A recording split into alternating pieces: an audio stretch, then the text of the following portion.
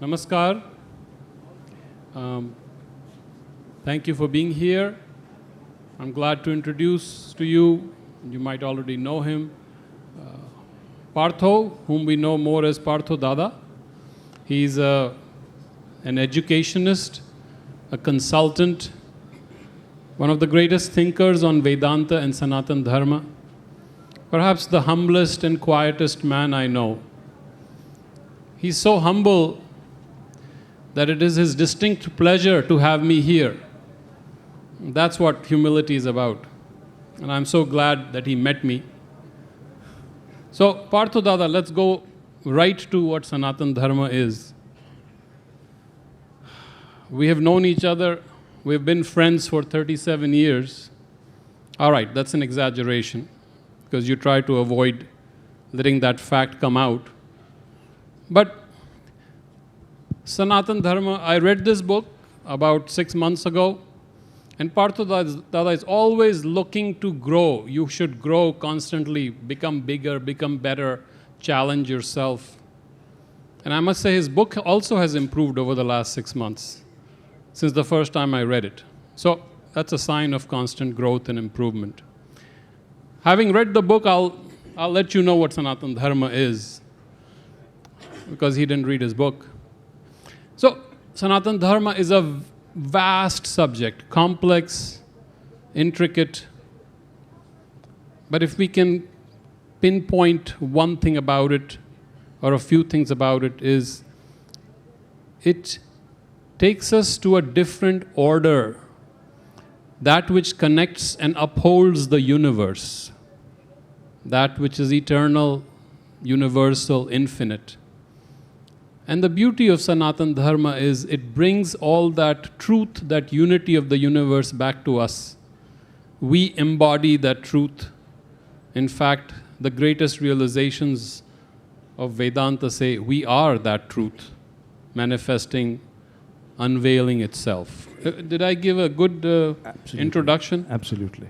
I'm not sure why we even have him here. I could just interview myself. Absolutely again. Absolutely. So if we know the self, and I interview the self, then we're done. Okay, so let's come to the important things. And I know this is an important subject because Sanatana Dharma, as we can see today, has become extremely important. While I was walking over, I saw the week, and it has the Ram Mandir on it. And I picked up Rajasthan Patrika, which has the Gyan Vapi on it. And so obviously that's important for our nation, politically, socially, culturally. I would like to hear your thoughts about, is it important? Because you've written about it. Why is it important? And is it important for the reasons that we are really understanding it to be? Which would be? The Ram Mandir. The Ram Mandir. Yeah. Yeah, I think it is definitely very important as a symbol of a Hindu resurgence, one might say. For several decades, people say centuries, 500 years almost. Hindus in their own nation, in the nation of the birth of their own religion, culture and civilization, have not been able to stand for themselves or speak for themselves. We have been a majority living as a minority, and it's led to a lot of wrong kind of politics and wrong kind of political and cultural identifications. So the restoration of the Ram Mandir, for me, and I've written about it in this book, is first and foremost a symbolic restoration. But does it bring Ram Rajya? No, it doesn't bring Ram Rajya by the mere fact of it being re-established, but it has an enormous symbolic significance, a civilizational symbolic significance. And one of that is that it reawakens the idea, the concept of Ram Rajya and Dharma Rashtra in the Hindu and Indian, the Bharatiya psyche. And it opens the possibility of cultural reaching out to that idea and ideal. So in that sense, I would say yes. But so let me question you on that. This is because it's extremely important. It is. In fact, it kind of not only symbolizes as a cultural icon, the religious icon, the concept of dharma which he stood for, it also symbolizes the polarity in our society. Would you agree to that? Yes, a necessary polarity, but yes, it's there. How are we going to get beyond that polarity in our society? Isn't that the requirement for Ram Raj? It is the requirement for Ram Raj. And since you're talking about it, and I think one of the first things we need to reset is the politics that surrounds this whole subject. And when we are talking about polarity or conflict, I can go to the extent of saying it's entirely political. If you take the politics out, there is nothing wrong. I mean, there's no conflict, there's no contradiction, there is no polarity, and if we take the politics out of it, then secularism completely equals Sanatana Dharma or Hinduism, because Sanatana Dharma is in its essence and in its substance secular. But it's not secular in the way we meaning the government in India has defined secularism over the last 70, 80 odd years. So that is the first reset that we need to go back to the true meaning of Dharma and the true meaning of Ram Rajya, which has very little to do with a religion. It has everything to do with humanity reaching out to its own highest mental, moral, and spiritual ideal. So, hold on. I have to dig deeper on this. This is important. If we take the politics out of it, which I would go for any day, let's take the politics out of it. What does it symbolize then? Is it a symbol of what our past was? Because people say, wouldn't it be better to put a hospital there or a public facility there? I mean, why are we going back to 5,000, 6,000 years ago? Because we are missing the significance of the symbol, of the metaphor. It's a civilizational metaphor. It's a civilizational symbol that we are restoring. So the ideal of how Rama lived the Dharma is Yes. And what were the values of Ram Rajya? What were the values that Rama embodied and lived? Equality, for instance, to begin with. Everyone was equal, regardless of what your spiritual affiliations would be. If you're human, you're human. And that's an equality that we still haven't come to with all our politics. So that's the equality that Rama symbolizes and embodies. That kind of equality is more than any kind of secularism you can think of. But Rama to me is not only a social equality. Isn't he someone who truly spiritual lives equality? It, right? Yes. His, as you very rightly point out, his is a spiritual equality. The social equality, the political equality, even the economic equality are expressions of a deeper, more fundamental spiritual equality. So Rama symbolizes and embodies this kind of spiritual and integral equality, truthfulness, honesty, integrity. No matter what the consequences are. No matter what the consequences are. Even music, The music came because of what you said. Yes. It was an applause, a universal, Dharma was applauding you. But, so let's go back to Sri Rama. Now we look at him 5,000 years in the past, and let's see him as a symbol. You may disagree with the modern sensibility. You may put modern laws, customs, cultures on him. But we cannot disagree that whatever he believed in, he lived. Yes.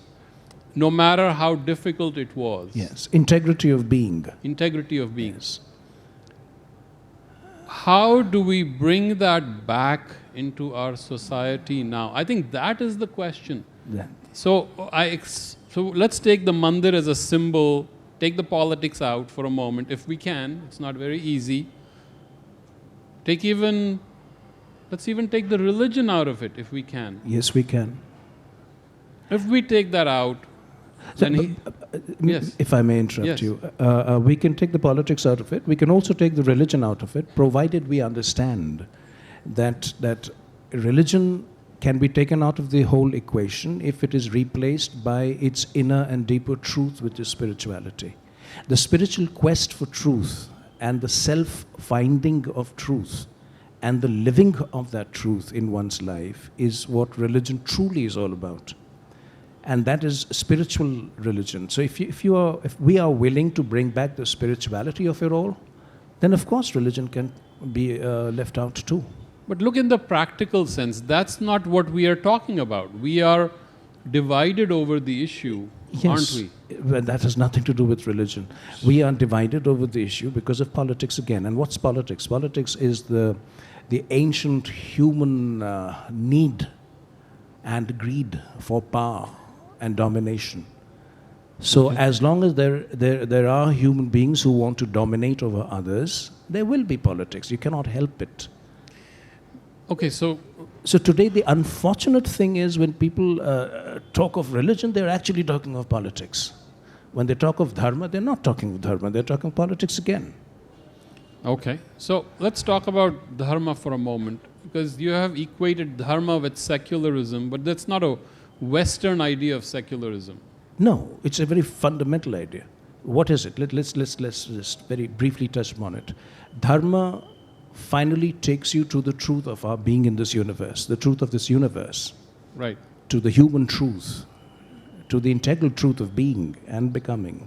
And what is that truth? That truth is oneness of being. That we are all one. Right. And we all arise from that one truth and reality as sea waves arise from the sea. Right. So if that is the essence of dharma, or let's say if that is the core of dharma, and any one of us here touches that core of dharma and realizes that spiritual oneness of being, then everything else follows from there. You don't even need to use the word secular separately, or you don't need to use any word or phrase separately. It all follows. So how do we bring dharma in our life? I mean, theory aside, practical. Theory aside, practical, yes. How can I live dharma right now?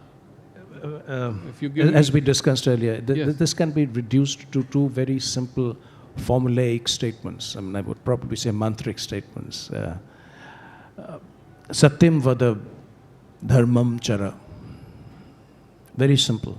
Satyam vada, speak the truth. Dharmam chara, live dharma. Now, we don't need to go into the philosophical or spiritual complications of dharma. Very simply, what is dharma? Dharma is knowing what the right thing is. And every human being, in the heart of his or her heart, knows what is the right thing to do and what the truth is. So without going into any kind of philosophical complications, what can one do to be dharmic? Speak the truth that one knows to be the truth, regardless of consequences. That's so difficult. Yes, it is difficult. I mean, no Speak one the said it's truth. going to be easy, but speak the truth, and it doesn't matter what happens after that. We must make truth not just a habit of our being, but almost a compulsion of our being, that I cannot but speak the truth and do the right thing. And everyone knows what the right thing is. And I was hoping for something even easier for me to do, but speak the truth is going to be a tough hill to climb on. And you've written about how our education system has created a fabric of dishonesty among us. Yes.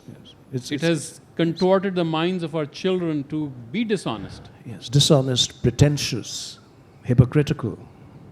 Why? Why is a very difficult question to answer. It's human nature again. We humans are, I'm sorry to say this, we humans are like that. We pretend.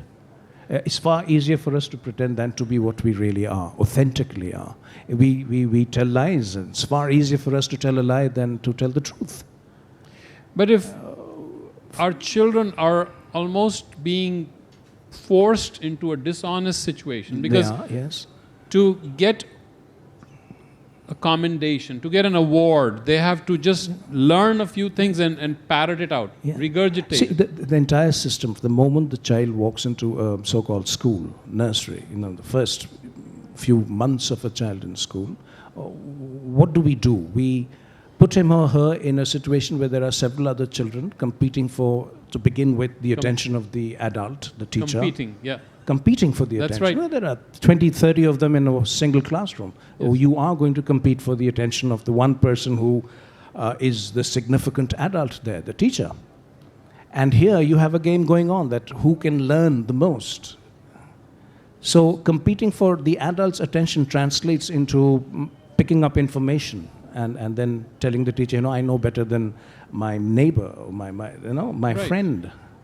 And so it begins and it never ends. So the whole, right from the beginning, they're being brought to a point of greed. Either if I do this, I get this. If I don't do this, I don't get it. That's the seed of transactionalism. That is where transactional relationships begin. All life becomes transactional after that. And so our education system is teaching our children to become dishonest. Dishonest in a very fundamental sense. Because if you're transactional, sooner or later you are going to be dishonest.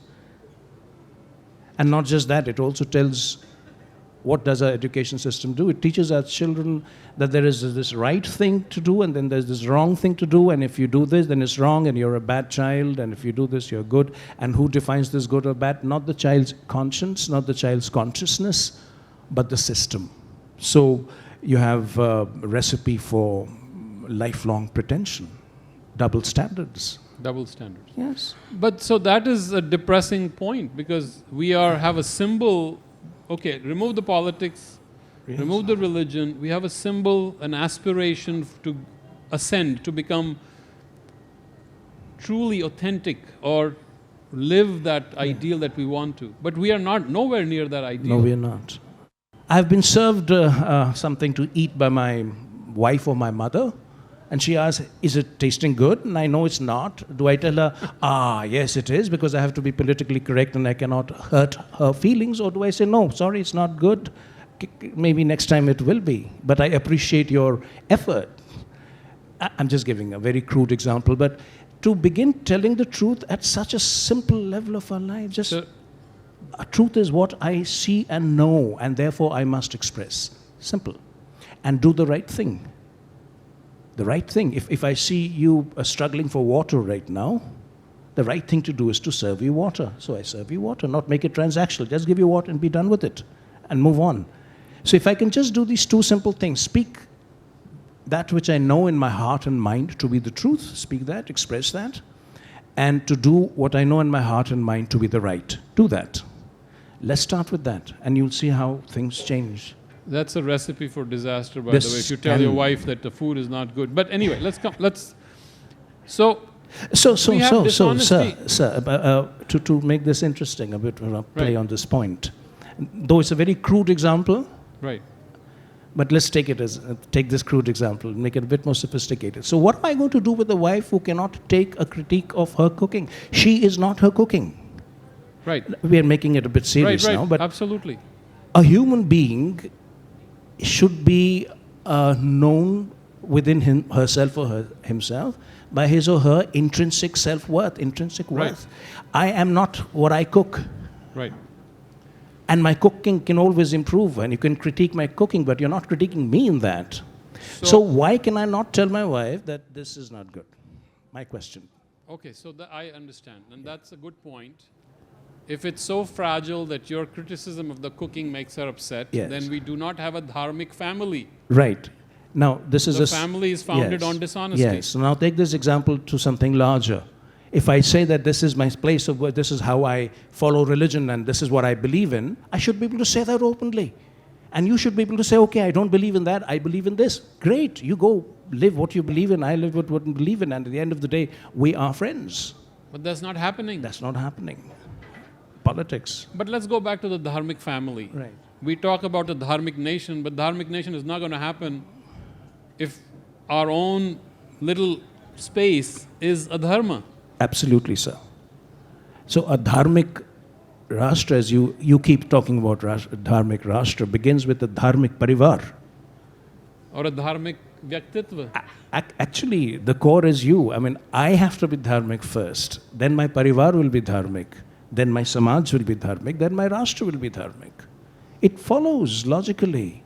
Or my organization, or your organization. My company, yes. my business, yes. My office. That will be Ram Rajya. And again, people just, it's nothing to do with Ram, the individual. Right. It's to do with what Ram represents in human evolution. Okay. Let me ask you another question. So, Rama was an upholder of dharma, at least the way he understood it at that time. Yes. He lived it with sincerity. Yes. I think we can accept that. Yes, yes. But after that comes Sri Krishna, yes, who changes all the rules. Yes, somewhat. He goes beyond the rules to a new level of awareness. Although he doesn't contradict the previous integrity, the previous honesty. But he goes to a different level of consciousness. Would you agree with that? Yes, I would. And the reason I'm coming to that yes. is because of the recent criticism and, the movie Closedheimer or Oppenheimer. So there was this scene about the atomic detonation, the blast, and then he quotes from the Gītā. Kalosmi, dharma, right? Yes. I'm time the devourer of the worlds, yes. right? How do you place Sri Krishna's emphasis on Arjun fighting the war despite the consequences vis-a-vis Sri Rama? Sri Rama also fought a war. Yes, he did. Despite the consequences, yes, he did. But if you go for the mythology, then he was fighting for Sita. But if you go for the spiritual symbolism, he was fighting for Dharma. Right, he was fighting for Dharma. And what Sri Krishna did was exactly the same thing, fighting for Dharma. And he didn't just get into the fight. I mean, he spent years of effort and energy on trying to prevent the war, on trying to bring rightness and justice into the equation, pleading with Duryodhana that please do the right thing. You know what the right thing is. And only as a last resort, when he knew that if we don't draw a line, then Dharma forever will be trampled upon, and the wrong will establish itself over the right, and therefore the fight, therefore the war. So if Arjuna had not fought the war, righteousness would have been gone. Dharma would have been, temporarily pushed out of the equation completely. Adharma would have established its rule. Which would have been even more violent. Yes, and violent in ways we probably won't be able to see. You can see a war. Right. How do you see the violences that are committed for inside when there's no actual war going on? If I have the right of might, I'm stronger than you are, or I have more money and political influence than you, and I can lord it over you. I can take advantage of you. I can manipulate you. I can do things with you that you will not like. You'll be crying inside. You'll be desperate, frustrated, but you won't be able to go anywhere. This is happening as we speak in so many places. The ministers don't listen to you. The police officials don't listen to you. No one listens to you because you're fighting someone powerful. That kind of violence, we don't see it, but it's far worse than the kind of violence you can see. So adharma means that kind of violence. So Krishna as time the devourer, kalosmi lokakshaya krata, I have come here to destroy these people. Yes. But using that power in a very careful way, you will consider that as part of dharma? Yes. Part of his compassion? Yes, if you want to use the word compassion, sure. Compassion for humanity. So let's go back to our focus on how we can make Bharata, India, a dharmic nation. Yes. Important question, sir. Each of us has to live dharma or do his best to live dharma. Two things again. Speak the truth. Speak the truth, satyam vada. And live follow what you believe to be the right. Be Dharmam authentic. chara. Be authentic, have integrity of being. Do not compromise on your values. Do not pretend to be other than what you are, no matter what. You may be crucified for it, so what? Be yourself as authentically, as truthfully, as honestly as you can be, and live your life as sincerely as you can. If we can do these things, we'll have a dharmic rashtra in no time, with no wars fought, with no masjids broken, with no conflict, no polarity, nothing. And quietly, in an irresistible way, you'll have the rule of dharma and the light of dharma. That's it. Are you saying that if each one of us lives dharma, it'll spread automatically? Yes. Contagion, sir. The power of positive contagion. The mother called it the contagion of light. Contagion of light. That is a beautiful phrase. Yes. So if I try to live the light, Yes. it will become infectious and everyone else will get Firstly, your children will get infected. Your children will look up at you and say, wow, my dad doesn't lie. You know? I dream of a nation where a young man will say, "Aapko malum main kiska beta hu?" Not in the wrong sense that you do it now. Minister ka beta hu. Don't mess with me. "Aapko malum main kiska beta hu?" A man who never lies. You don't mess with me. I also never lie. The force of truthfulness is enormous, irresistible. If you can look anyone in the eye and say, "Sorry, I do not lie, I do not pretend, I am what I am." Let's see how they'll fight you after that. They won't be able to look you in the eye, sir. But that's theoretical, no? No, it's not. practical, it's lived reality. If I tell someone, I don't like you, wouldn't he give me a No, but why would smack? you say I won't like you? But you don't have to say I like you. Okay. A diplomatic difference. But think about it. If in our society, if I speak the truth, wouldn't that provoke a reaction, violent, physical initially, reaction? yes, because people can't take truth. So how will Your we... favorite, what was that from Eliot? Right. Humankind cannot bear Take too much reality. Too much reality, yes. So it will take time. I'm not saying this is going to happen overnight. First, my child, if I'm a parent or a teacher, my child should learn that if I break this glass, I can go and tell my teacher or my mama or my dad that I've broken the glass. And they will not punish me for it. They'll say, okay, be careful, but that's it. I have to start with that. The child must know that there's nothing to fear. If I've broken something, I've broken something. If I've done some wrong, I've done some wrong. If I've got angry at my friend and hit him hard, so I have.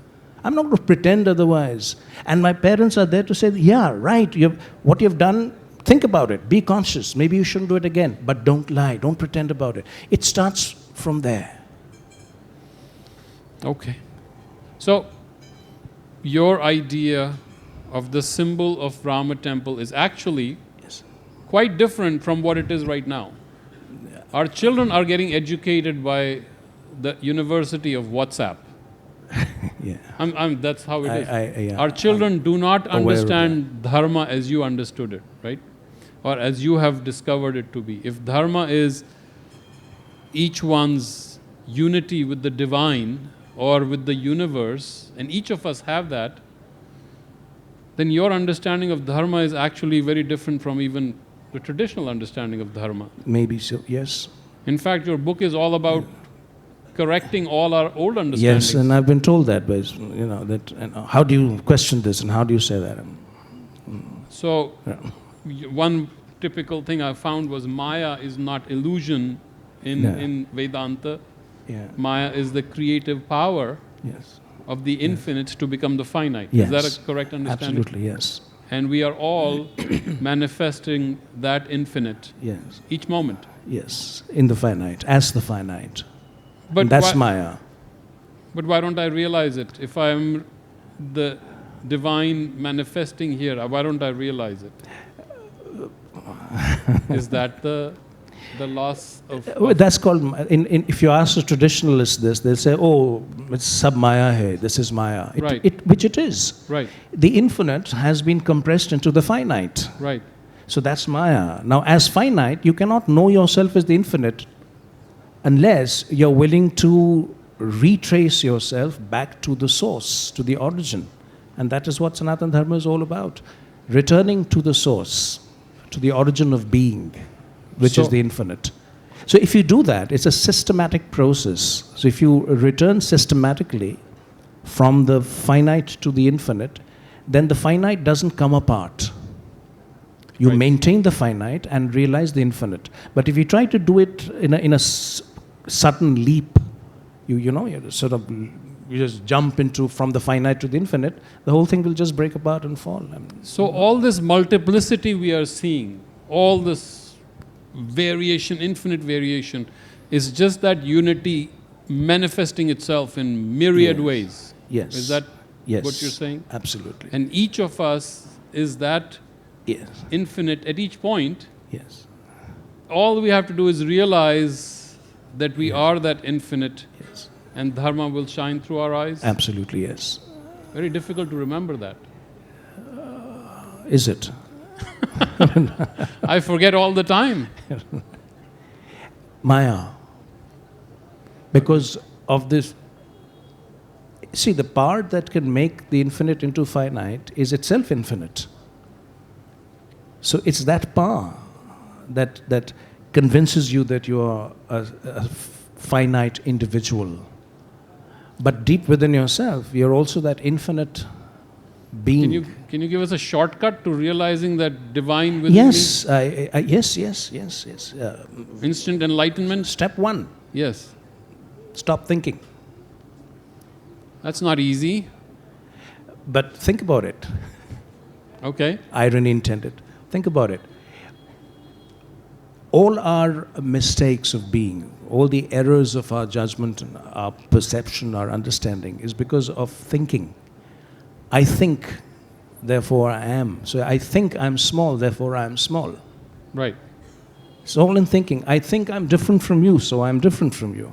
Okay. I think you're right, I'm wrong, or I'm right, you're wrong, and therefore it is so. For me, it's all in thinking. Polarization, conflict, war, everything is in the thinking. But if I give up thinking, then what happens? So, I can't first, do anything. and it's an enormous discipline to stop thinking. Okay. So first, we have to go through that discipline, and our rishis used to call it a tapasya. It's a tapasya. It is a tapasya, an ascesis. It needs an austerity in the mind not to think. We think that if I give up sense enjoyments or pleasures, it's austerity. It's nothing compared to the austerity required to give up thinking. You don't think anymore. What an austerity. So if I don't think anymore, what will happen? So you don't know anything then. If you give up thinking, you've given up your knowledge. The moment you've given up what you know, you have given up what you are. Because most of us here, human beings, we are what we know. If I take Right. away what you know, you're gone, finished. Your identity's gone. Right. So a renunciation of knowledge is renunciation of identity. So if you stop thinking, your knowledge is gone. If your knowledge is gone, you're no more. Who are you after that? I ask you, who are you, sir? And you have no knowledge. Who are you? I'm as good or as bad as anyone. But then I'm going to be useless, no? You'll be useless. Then what? Absolutely. Then you sit back in your grand uselessness. Right. That will make you humble. It will break your ego to pieces. To be useless, can we live one day of our lives as useless, perfectly useless? But It will break yourself from within. But the point is, of course, not to become useless. The point is to become empty. Empty of our concepts of usefulness. You think any of us is useful here? Really? Seriously? okay, If you okay, look deep inside yourself, we'll find all of us are equally useless. okay. We Now cannot even live in a society which speaks the truth, for heaven's sake. And we think we are being useful. Sorry, we are not. We are all useless. Our schools are useless. Our teachers are useless. Our families are useless. Our family system is useless. Our blessed society is useless. Okay, so my mind stops. I become even more useless. So let's become useless. Now what happens? Then we'll find something else. Something But new? we are not patient to become useless, to become empty, so that something new can be found. So we get desperate. Hey, how can I live like this? Useless, empty. No, there must be something. And then something will break through. Something else. Something beautiful. Something truly human. And that's what we call the quest for truth. So we have created an identity about ourselves based on second-hand information. Yes. This is who I am. I'm so-and-so. This is who I'm told I am. Right. Yeah. And I'm Pariksith, and I'm a doctor, and I'm going to take care of you, and I have this identity, this religion. And you've been told that this is the ideal, this is good, this is what you must be, this is what you cannot be, etc., etc., etc. And I constantly keep running in the rat race to keep stay in that. Yes. It reminds me of Serena's hamster wheel. Hamster running on the wheel. Yes. Okay, so if I can let go of the false identity that I have about myself, something new will happen. Yes. So for that you have to stop thinking. So when you stop thinking, a pressure is created inside you. Enormous pressure, which makes things happen. It breaks the established neural pathways in your brain. It opens up a deeper faculty, a deeper center of your consciousness. Most of us call it the heart. But actually what it is deeper than thinking. It's another faculty altogether. But if you can't think, you can no longer identify the world with all its names and its tags. Yes. The world itself changes. The world itself changes, yes. Because your way of thinking about the world has changed, so the world changes. Is that meditation? Then you don't need meditation, really. Just through analysis you can reach that? No, you don't even need, you just have to stop thinking. No analysis needed, just stop thinking. Then you'll realize, the moment I stop thinking, I realize how addicted I am to thinking. I'm addicted to thinking. You can give up doing almost everything, but you cannot sit still for 5 minutes without thinking. You'll go crazy. And if I force you to do that, you'll start meditating. You'll have to do something, no? Right. Just being absolutely still is not possible. So you'll start meditating, you'll start praying, you'll start singing, you'll start listening to music, you'll start doing mantra jap. Something or the other. Otherwise you'll go crazy. But if you can remain like that without doing anything, then something breaks inside you. A breakthrough happens. Okay. I know Vedanta and Sanatana Dharma is something that we can talk about for years, which we need a separate jailer for that. Our civilization is based on Sanatana Dharma, and I think at this point we can stop. And if anyone has any questions, we can open it up. Yes, ma'am. Number 2, second row.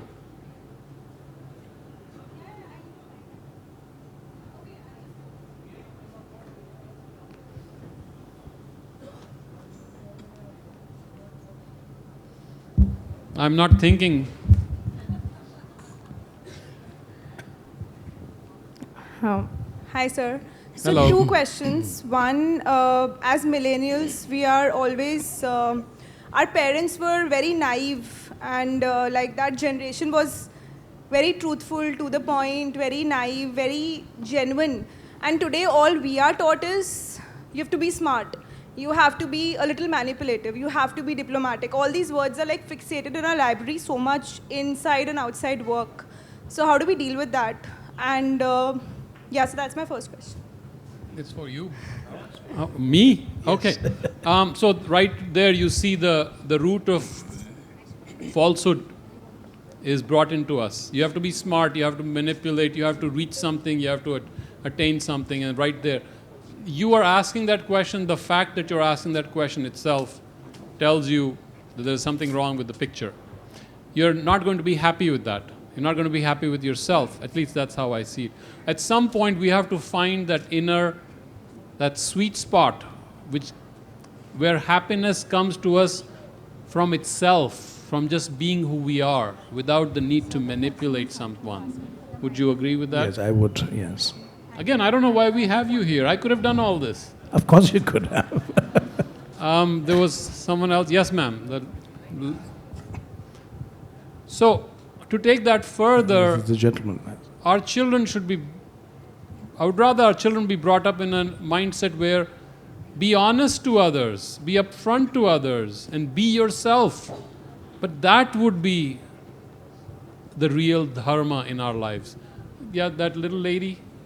Come on, go ahead. May I speak? Oh, I'm sorry. This question is for quest for truth. And you said we must speak truth. For me, Ramayana has been a great moral story. But there is a section of society, and there are more than 200 Ramayanas, as I think many of people sitting here know very well. Certain parts in Ramcharitmanas, and even about Rama's own, banishing Sita, just on some rumor and all that. Can that be Ramrajya? How do you expect me to answer that in 2 minutes, 25 seconds?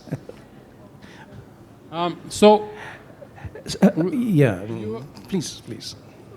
The fact that we have 200 Ramayanas itself means that we cannot resolve the question of what the historic authenticity of it is. Let's accept that it is itihasa.